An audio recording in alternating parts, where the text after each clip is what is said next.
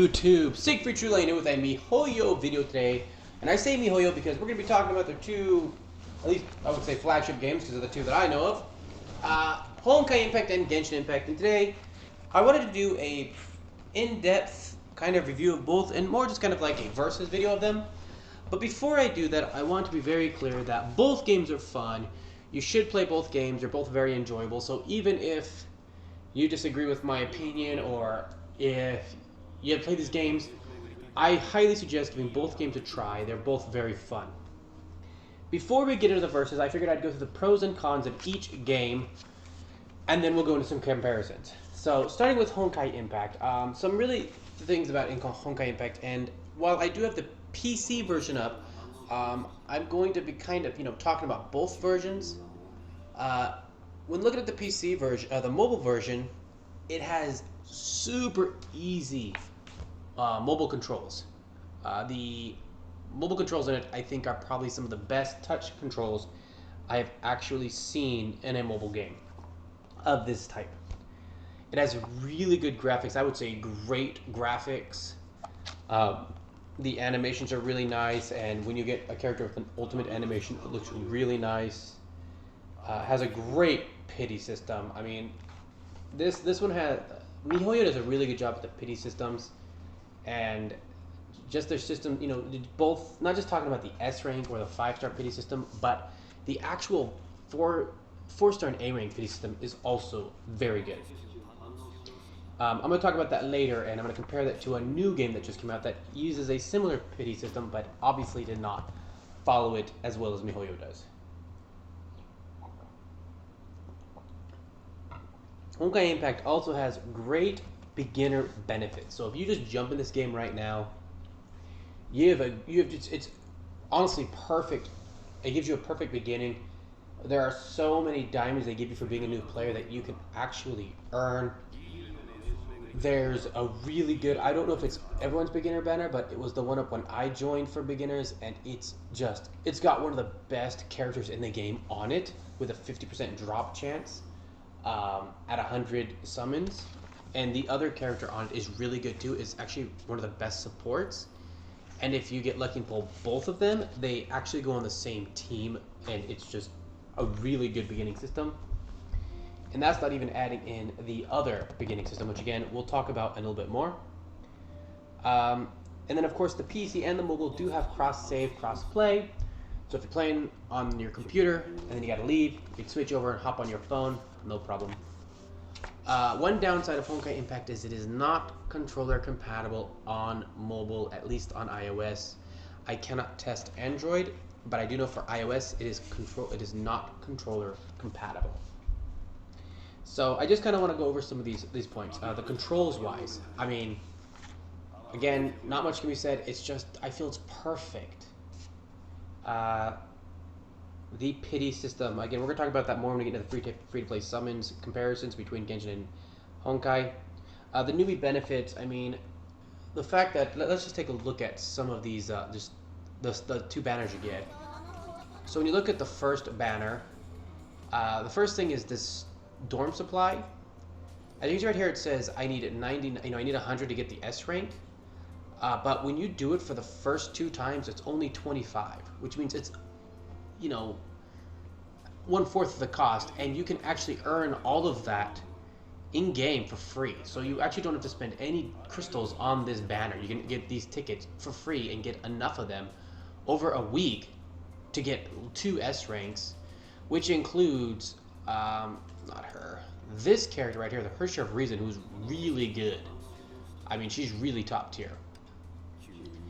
So that's the first beginner rank you get. And the other one is a starter supply, which again, I'm not sure if it's everybody gets it, but I'm pretty sure it's a beginning because it's in the starter stuff. And these two characters are really good. This Raiden Mei is absolutely top tier.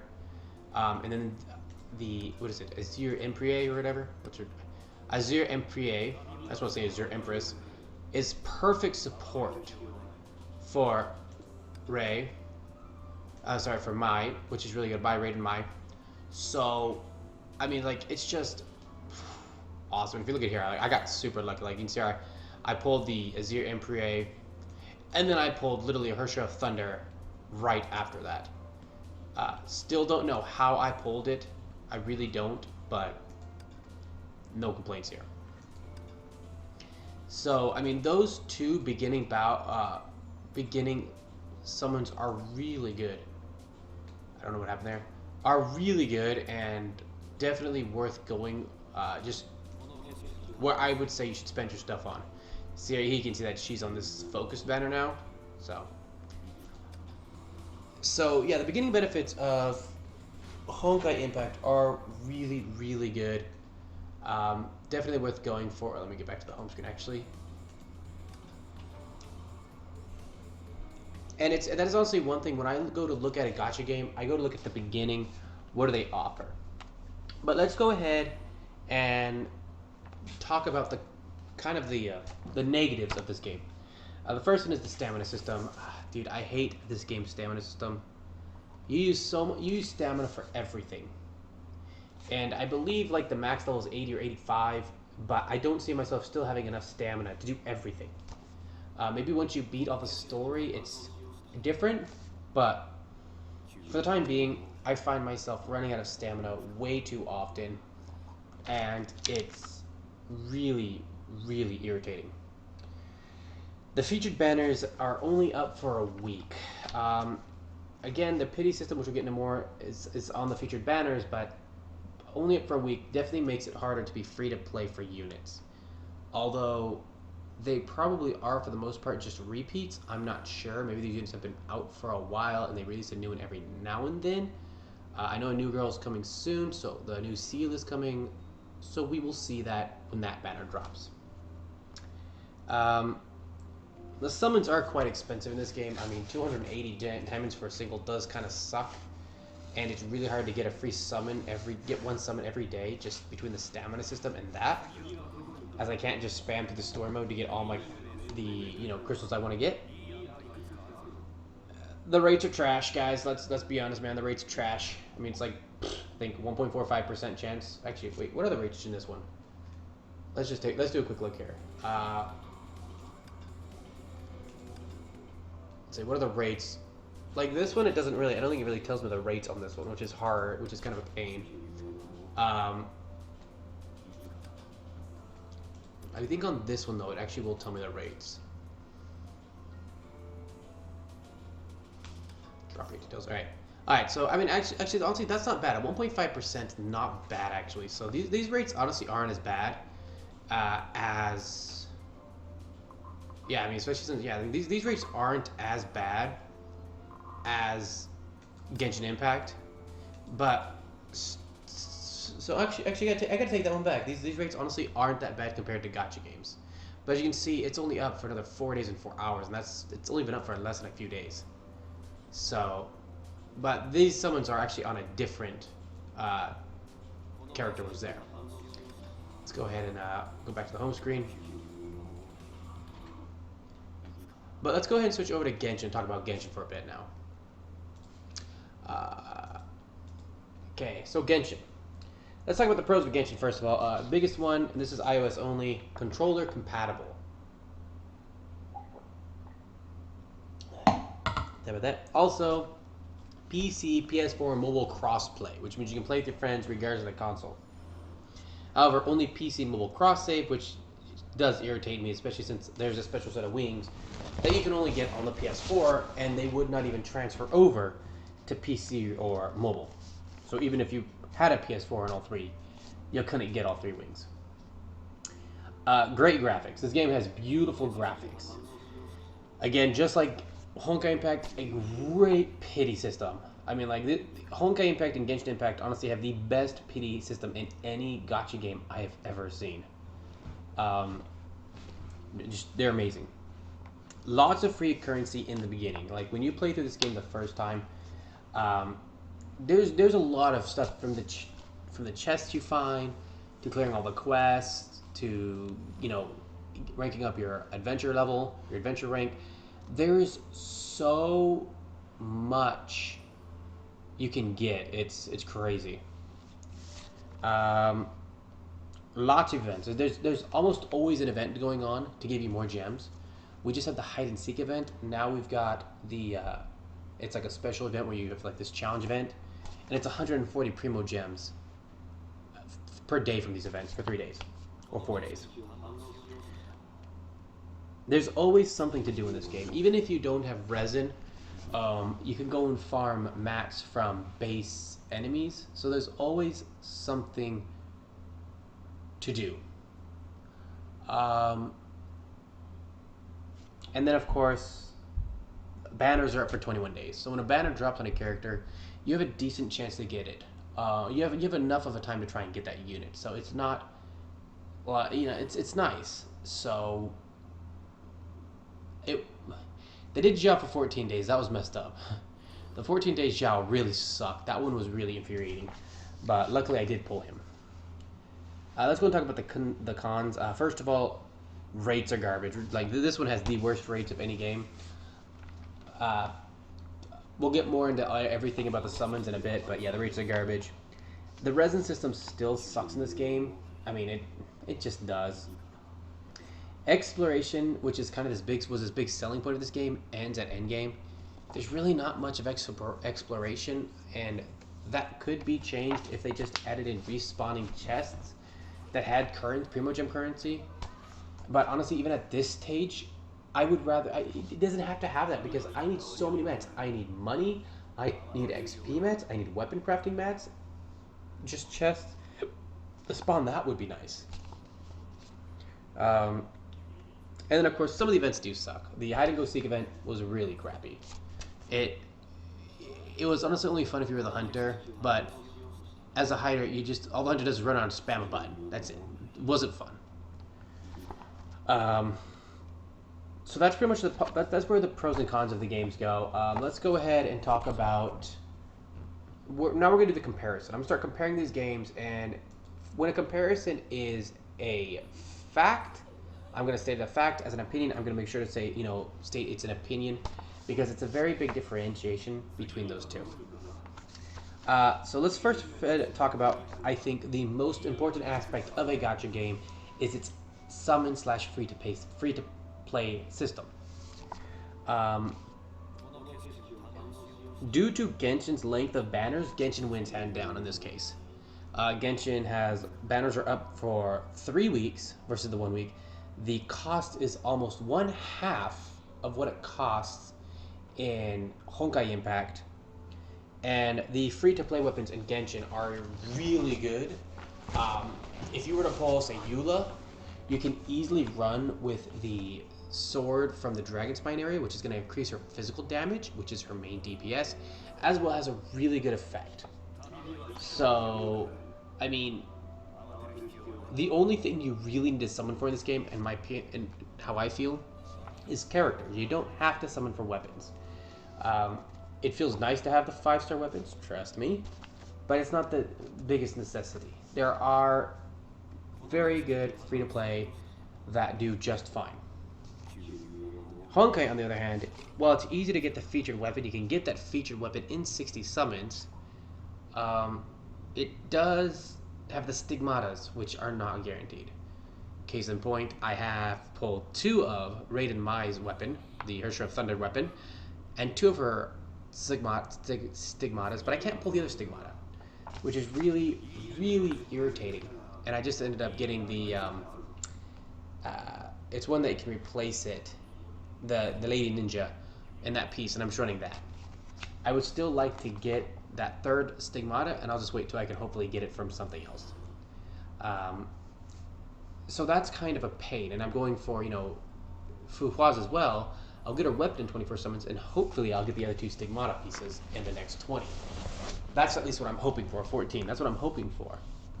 So there's definitely a lot more I feel that you more have to summon for in Honkai Impact.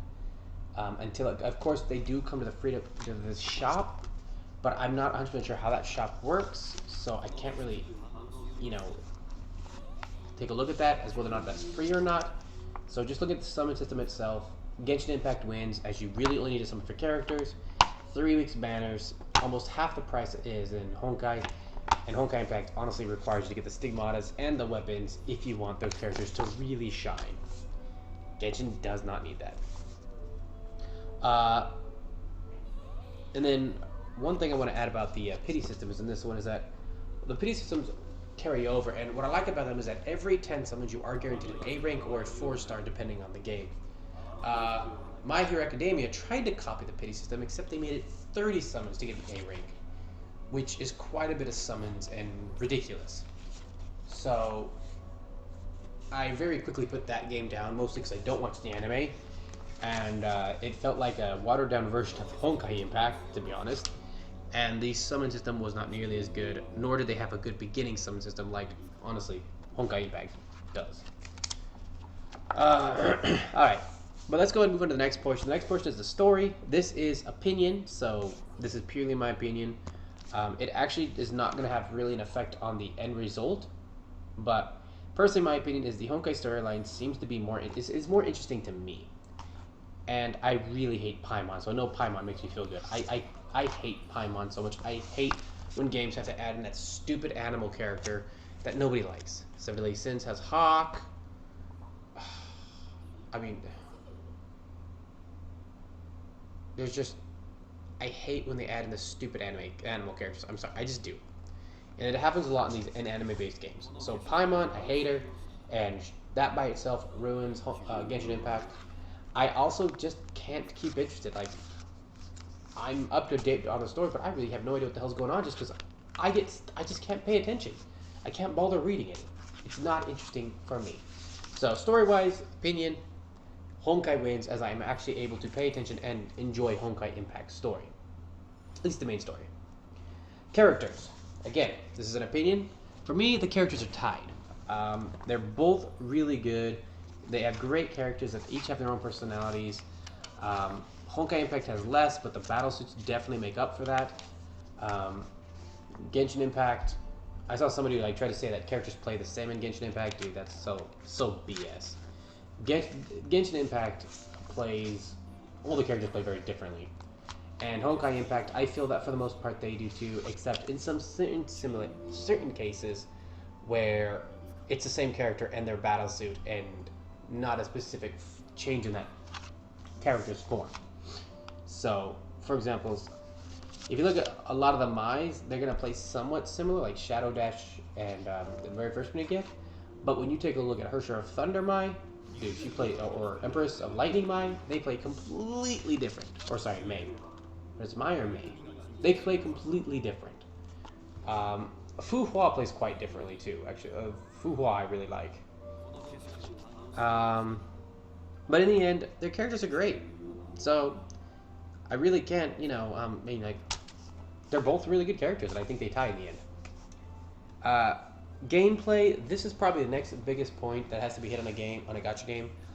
I still feel summons are first, gameplay is second, because the game can be really good, but if the summons suck, you're not going to play that game very long, because you're not going to be able to play the game with the characters you want to play with. This game is really good, but if I couldn't get Lightning Mei, I probably wouldn't be playing very much if it was impossible to pull that character who really piqued my interest.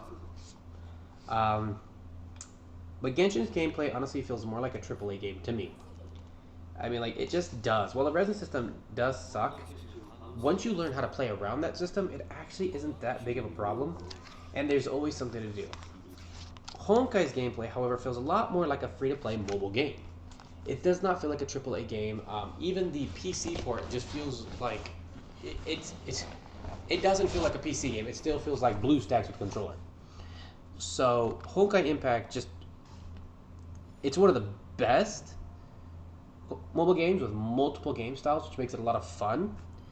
But in the end, it still just feels like a mobile game. So, while Genshin feels like a AAA title. So, conclusion. First of all, I still think that both of these games should be played. There's no reason to just play one of them. In the end, Genshin is far superior on console or with a controller. But again, that's because it feels like a AAA title. So as long as you have a controller, which again is iOS only, or you have a console or a PC, Genshin is superior because it feels like a AAA title. However, with touch controls, Honkai Impact will beat Genshin hands down.